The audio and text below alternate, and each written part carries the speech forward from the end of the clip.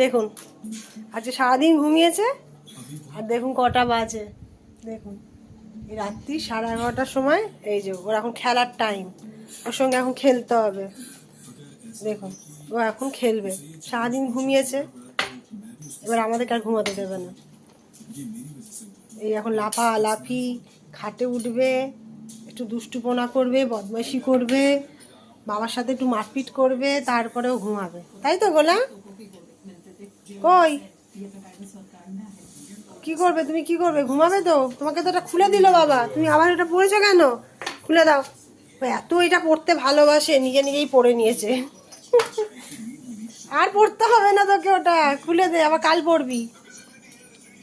কালকে পড়বে শোনা, রেখে দাও, রেখে দে। দেখুন কি অবস্থা, দেখুন।